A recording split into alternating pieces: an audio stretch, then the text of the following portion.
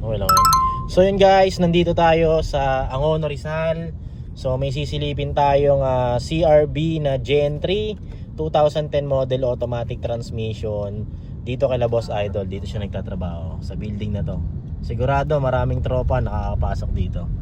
Yan, let's go. Ayun yung CRB oh, Mariposa in mga bossing. Oh ha, ito yung CRB. Oh, hindi tayo papasok dyan. Ito lang silipin natin. That's G.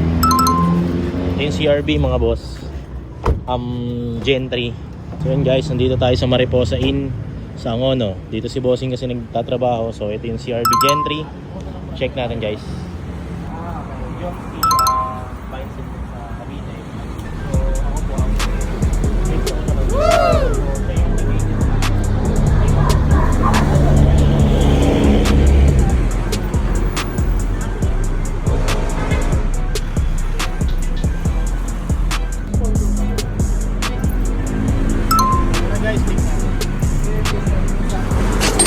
boss, nandito tayo sa Mariposa. Ayan o.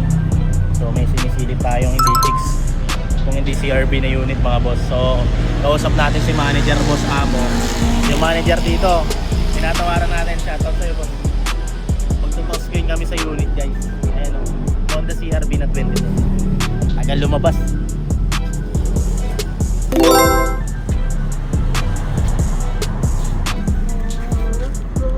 So yun guys, dahil naka Honda tayo ngayon, may sisilipin tayong Honda.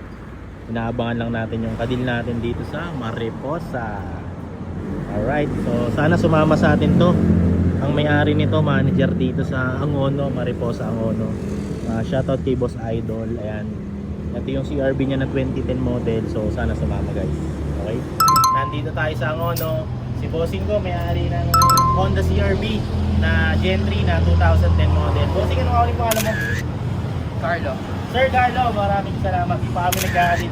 Magtatosin kami ni boss. Boss, sige na. Huwag na natin sabihin tayo. Bossing, agis na. Tao si bossing. Sige, boss. Kaya ba? Okay. Laki yan.